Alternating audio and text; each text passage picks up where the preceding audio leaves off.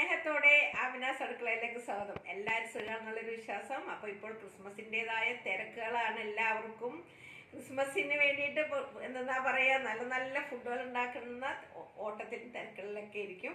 അപ്പോൾ ഞങ്ങളുടെ പാത്തുട്ടി ഇവിടെ ഇരിക്കുന്നുണ്ട്. പാത്തുട്ടി ഒരു ഹായ് പറഞ്ഞേക്ക്.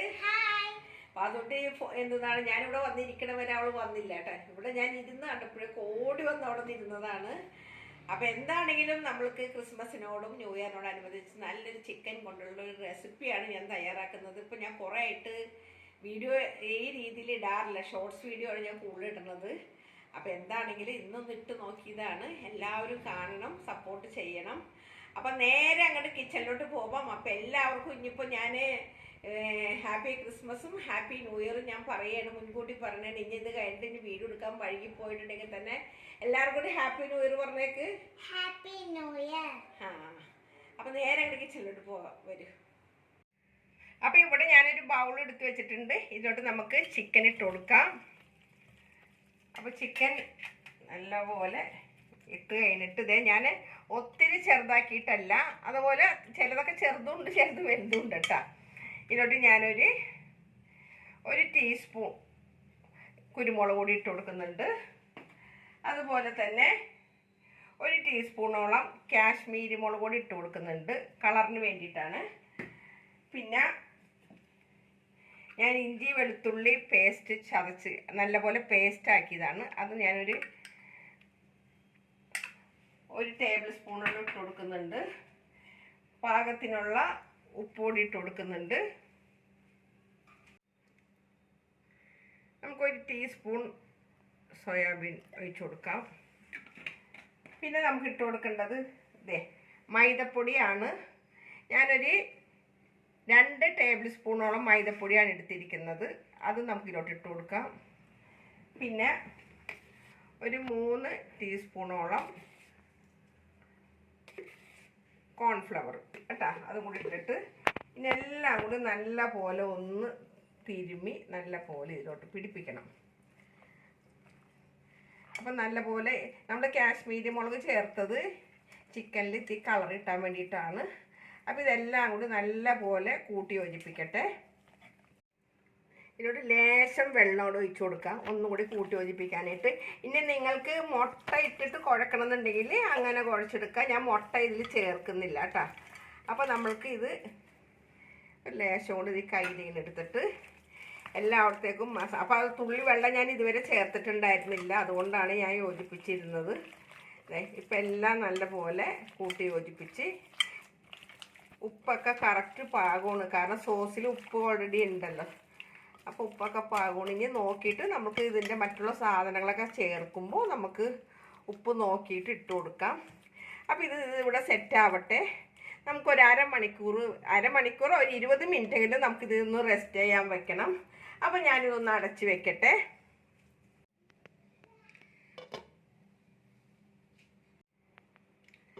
അപ്പോൾ ഇത് നമ്മൾ വെച്ചിട്ട് ഒരു അരമണിക്കൂറായിട്ടാണ്. അപ്പോൾ നമുക്കിത് ഇവിടെ നിന്ന് എടുക്കാം.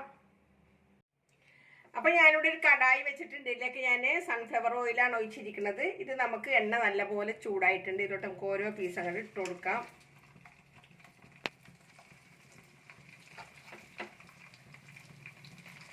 എല്ലാം ഓരോ സൈഡിലായിട്ട് നമുക്ക് ഓരോ പീസാക്കിയിട്ട് ഇങ്ങനെ ഇട്ട് കൊടുക്കാം. ഞാൻ അപ്പോൾ ഫുള്ളും ഇട്ട് കൊടുക്കട്ടെ. അപ്പോൾ ഇതെല്ലാം ഞാൻ ഇട്ടിട്ടുണ്ട്. ഇനി ഒരു സെറ്റിനും കൂടെ ഉള്ളതുണ്ട്. ഇത് നമ്മളിതൊരു ഹാഫാക്കിയിട്ട് പൊരിച്ചിട്ട് വേണം നമുക്ക് അടുത്ത സെറ്റ് ഇടാണ്ട്. അപ്പോൾ ഒരു ഭാഗം മൊരിയട്ടെ. അപ്പോൾ ഒരു ഭാഗം അത്യാവശ്യം മൊരിഞ്ഞിട്ടുണ്ട്.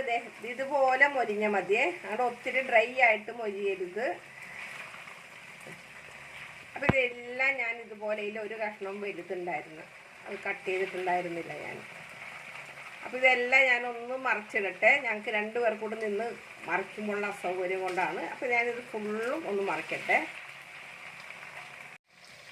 അപ്പോൾ ഒരു ഭാഗം മറിച്ചിട്ടുണ്ട്. ഇനിയിപ്പോൾ നമുക്ക് 2 സൈഡ് ഒരുപോലെ ആയി കഴിയുമ്പോൾ നമുക്ക് ഇത് കോരിയെടുക്കാം. അപ്പോൾ ഇത് ഞാൻ ആദ്യത്തെ സെറ്റാണ് കോരിയെടുക്കണേ. അപ്പോൾ ഇത് ഞാൻ ഫുള്ളും കോരിയെടുക്കട്ടെ. അപ്പോൾ ബാക്കിയുള്ളത് കൂടെ അവിടെ ഇട്ട് കൊടുക്കാം കേട്ടോ.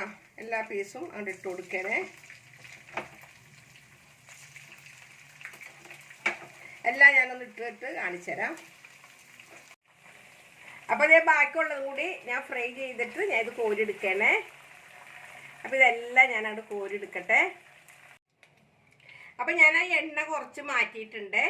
ആ ചട്ടി തന്നെയാണ് ഞാൻ വെക്കുന്നത്. അപ്പോൾ ഞാൻ ആ ബാക്കി കുറച്ചുണ്ടായ ഇഞ്ചി വെളുത്തുള്ളി പേസ്റ്റിലോട്ടാണ് ഇട്ട് കൊടുക്കുകയാണ്. അത് നല്ല പോലെ അരച്ച് പേസ്റ്റാക്കിയതാണ്, ചതച്ചെടുത്തതല്ല കേട്ടോ. ഇതിൽ കിടന്നിട്ട് നല്ല പോലെ ഒന്ന് ആ എണ്ണയെ തന്നെ കണ്ടിട്ടൊന്ന് മൊരിഞ്ഞ് വരട്ടെ. അപ്പോൾ ഞാനിവിടെ കുറച്ച് സവാള, ഒത്തിരി വലിയ സവാള അല്ലായിരുന്നു, ഇതൊരു ഇടത്തരം സവാളയായിരുന്നു. ഇതൊരു 5 സവാള ഞാൻ എടുത്തിട്ടുണ്ട്. ഈ സവാള നമുക്ക് ഇതിലോട്ടൊക്കെ ഇട്ട് കൊടുക്കാം.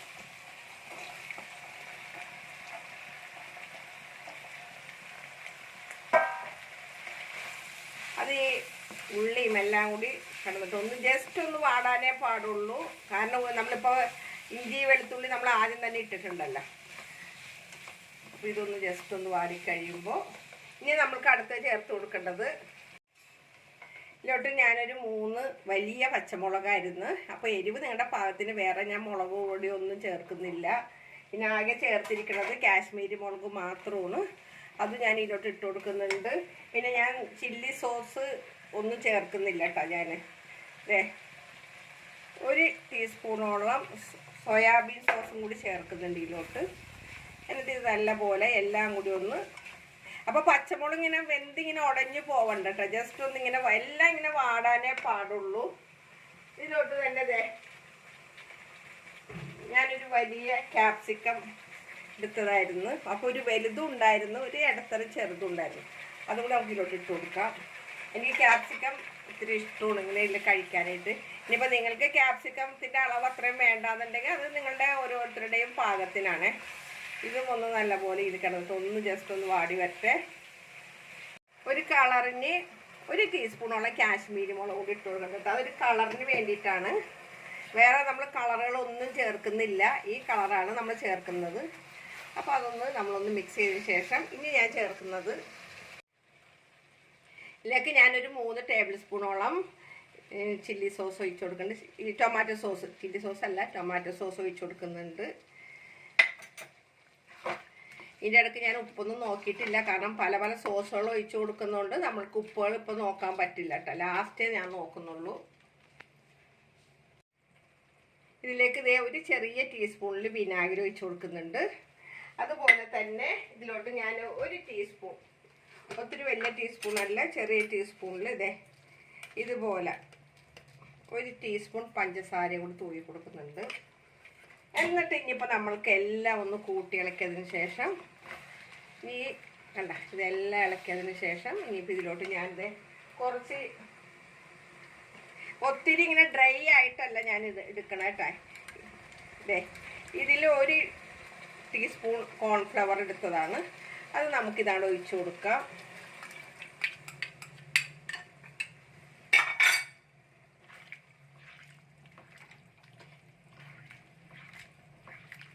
ഇതെല്ലാം കൂടെ അങ്ങോട്ട് മിക്സ് ചെയ്തതിന് ശേഷം ഇതൊന്ന് ചൂടായിട്ട് വരുമ്പോൾ, അപ്പോൾ ഒത്തിരി ഇങ്ങനെ ഡ്രൈ ആക്കിയിട്ടല്ല ഞാനിത് തയ്യാറാക്കുന്നത്. നമ്മൾക്കിത് അപ്പത്തിൻ്റെയും അതുപോലെ ഫ്രൈഡ് റൈസിൻ്റെയും ഒക്കെ കൂടെ കഴിക്കാൻ വേണ്ടിയിട്ടാണ്. ഇന്ന് നമ്മൾ ഇനിയിപ്പോൾ അതായത് ചൂടായിട്ടുണ്ട്. ഇതിലോട്ട് ഞാൻ ഈ ചിക്കൻ പൊരിച്ചതിലോട്ട് ഇട്ട് കൊടുക്കുകയാണ്.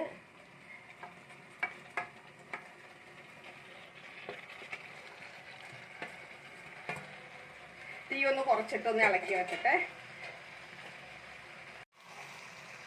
ഇതെല്ലാം നല്ല പോലെ ഒന്ന് കൂട്ടി ഇളക്കിയിട്ട് എടുക്കട്ടെ.